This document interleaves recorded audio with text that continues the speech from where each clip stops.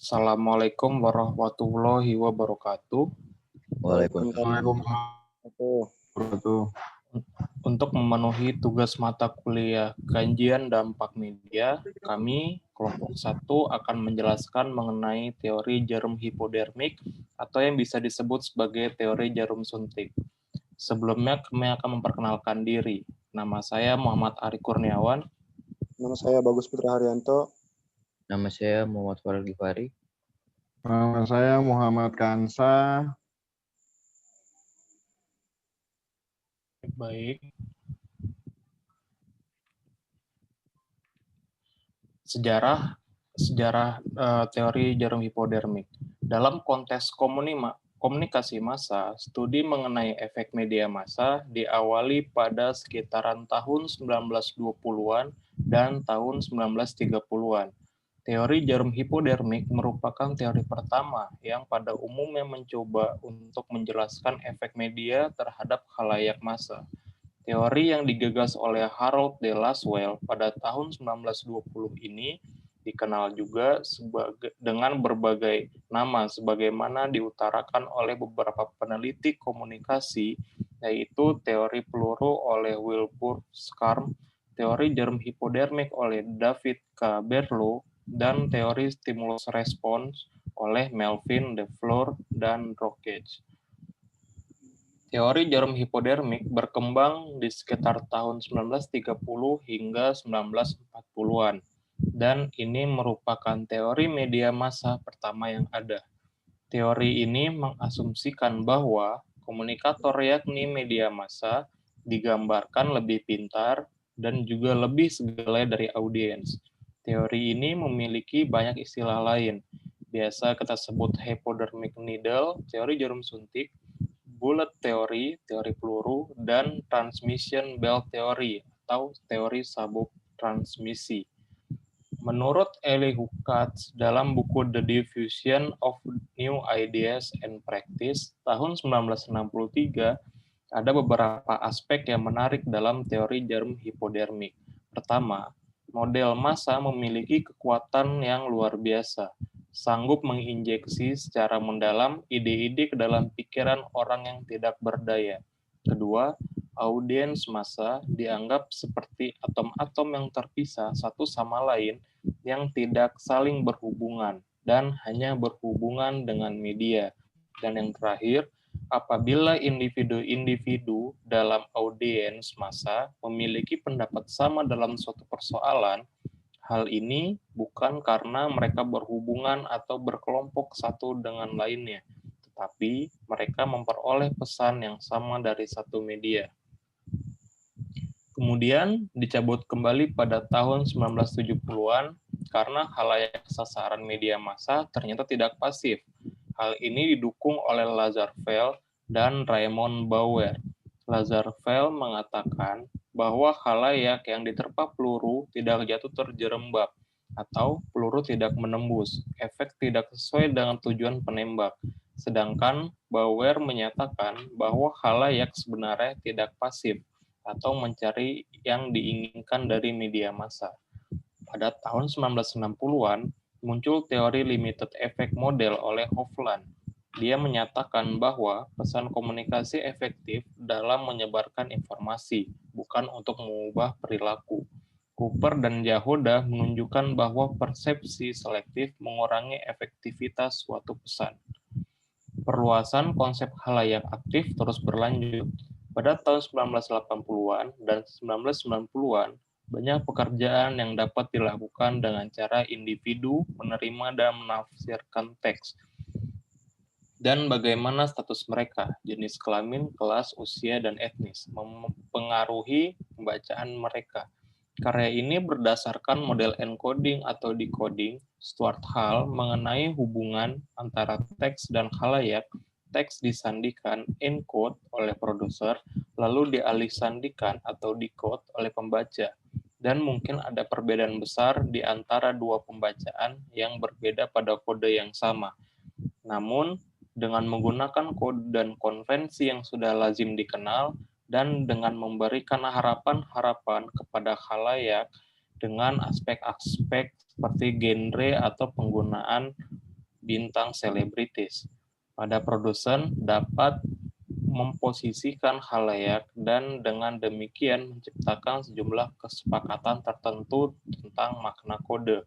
Ini dikenal sebagai preferred reading. Selanjutnya ada definisi dari jarum hipodemik atau disebut dengan jarum suntik. Teori ini oleh Weber Scrum 1950-1970 mengasumsikan bahwa komunikator yakni media massa digambarkan lebih pintar dan juga lebih segalanya dari audiens. Dari beberapa istilah lain dari teori ini dapat disimpulkan yakni penyampaian pesannya hanya satu arah dan juga mempunyai efek yang sangat kuat terhadap komunikan. Prinsip stimulus respon telah memberikan inspirasi pada teori jarum hipodemik, suatu teori klasik mengenai proses terjadinya efek media massa yang sangat berpengaruh. Selanjutnya, teori jarum suntik atau lebih dikenal dengan teori jarum hipodemik pada hakikatnya adalah model komunikasi searah. Berdasarkan anggapan bahwa komunikasi massa memiliki langsung, segera, dan sangat menentukan terhadap massa merupakan gambaran dari jarum raksasa yang menyuntik audien yang pasif. Pada umumnya, halayak dianggap hanya sekumpulan orang yang homogen dan mudah dipengaruhi, sehingga pesan-pesan yang disampaikan pada mereka akan selalu diterima bahwa media secara langsung dan cepat memiliki efek yang kuat terhadap komunikan. Jadi pada dasarnya semua informasi yang kita terima telah mengalami proses pensensoran, pemilihan, penyortiran yang semata-mata tidak adanya informasi yang benar-benar asli yang diperlihatkan. Di samping itu terdapat stereotip sebagai pembelaan diri. Begitu pula masuknya kepentingan pribadi dalam menggalang kepentingannya. Hanya ada kepentingan yang abadi. Ini pula terjadi di dunia informasi saat ini, telah masuknya kepentingan politik individu dalam memperoleh dukungan kasat mata dengan menyebarkan opini-opini publik yang disatukan oleh masyarakat.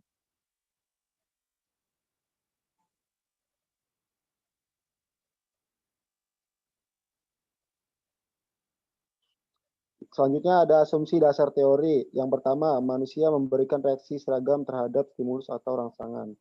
Yang kedua, pesan media secara langsung menyuntik atau menembak ke dalam kepala dari setiap anggota populasi. Dan yang ketiga, pesan diciptakan sedemikian rupa agar dapat mencapai respon atau tanggapan yang diinginkan. Keempat, efek dari pesan media bersifat langsung, segera, dan sangat kuat dalam menyebabkan perubahan perilaku manusia. Dan terakhir, masyarakat atau publik tidak memiliki kekuatan untuk menghindari dari pengaruh media.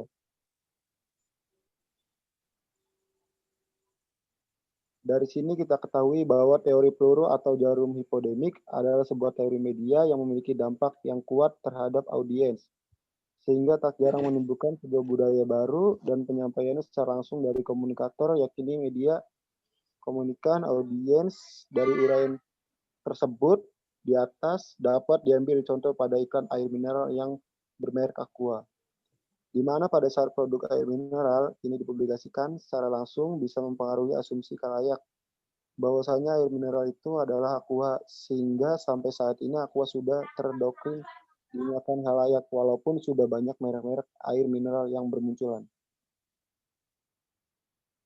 Selanjutnya, jarum hipodermik pada hakikatnya adalah model komunikasi searah berdasarkan anggapan bahwa mass media memiliki pengaruh langsung, segera, dan sangat menentukan terhadap audiens. Mass media merupakan gambaran dari jarum raksasa yang menyuntik audiens yang pasif.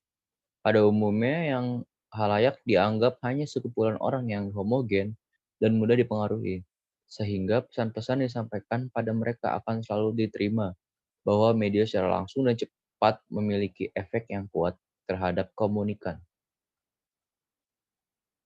Lalu masuk ke bagian konsep. Popularitas media dan perkembangan industri periklanan atau propaganda memiliki pengaruh terhadap halayak massa, baik pengaruh positif maupun pengaruh negatif. Pengaruh media massa bisa jadi berbahaya apabila ditujukan kepada massa pada saat yang bersamaan. Hal ini sesuai dengan salah satu karakteristik komunikasi massa di mana pesan-pesan media massa disampaikan secara serempak. Pesan-pesan media massa yang disuntikkan kepada halayak massa dapat menimbulkan tanggapan atau respon yang dapat menyebabkan berbagai permasalahan yang dapat merusak aturan dan keseragaman. Lalu ada teori SR. Teori SR mengabaikan komunikasi sebagai suatu proses, khususnya yang berkenaan dengan faktor manusia. Secara implisit, ada asumsi dalam teori SR ini bahwa perilaku atau respon manusia dapat diramalkan. Ringkasnya, komunikasi dianggap statis. Manusia dianggap berperilaku karena kekuatan dari luar atau stimulus, bukan berdasarkan kehendak, keinginan, atau kemauan bebasnya. Model ini yang kemudian mempengaruhi suatu teori klasik komunikasi, yaitu hypodermic needle atau teori jarum suntik. Asumsi dari teori ini pun tidak jauh berbeda dengan model SR, yakni jika kita menggunakan media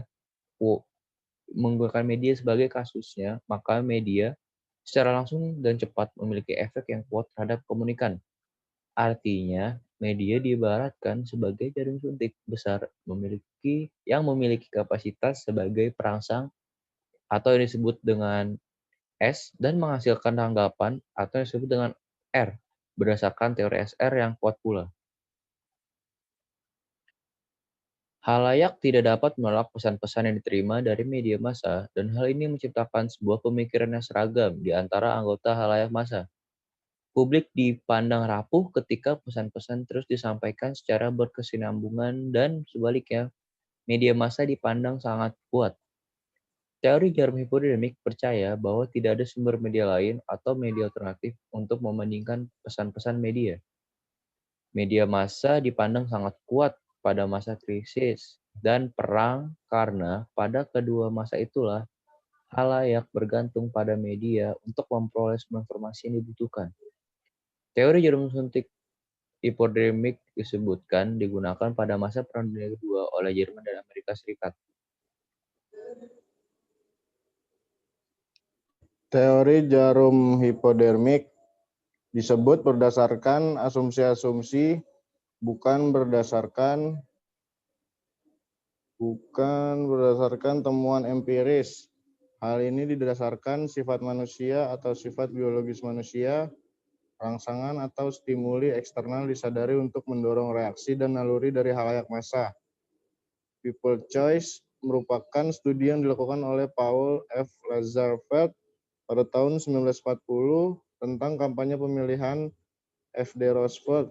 Studi ini menemukan bahwa hanya beberapa pesan yang khusus yang disuntikan kepada halayak media. Halayak media lebih banyak dipengaruhi oleh komunikasi interpersonal.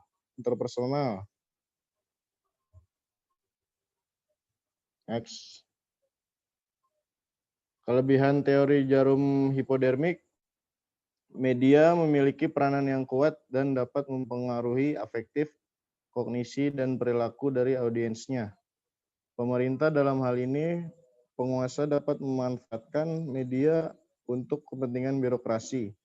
Audiens dapat lebih mudah dipengaruhi, pesannya lebih mudah dipahami, sedikit kontrol karena masyarakat masih dalam kondisi homogen. Kekurangan teori jarum hipodermik. Keberadaan masyarakat yang tak lagi homogen dapat mengikis teori ini, dikarenakan tingkat pendidikan masyarakat yang semakin meningkatnya jumlah media massa sehingga masyarakat menentukan pilihan yang menarik bagi dirinya, serta adanya peran kelompok yang juga menjadi dasar audiens untuk menerima pesan dari media tersebut.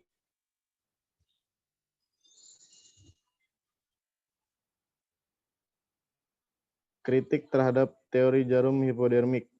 Sebagai teori yang menggambarkan kekuatan efek media massa terhadap halayak, teori jarum hipodermik tidak luput dari berbagai kritik.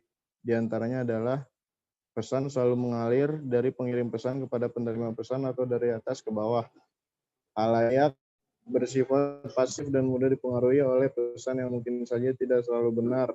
Reaksi yang diberikan oleh anggota halayak tidaklah sama atau berbeda karena beberapa orang dapat saja bersifat pasif dan beberapa orang lainnya mungkin saja tidak percaya kepada media.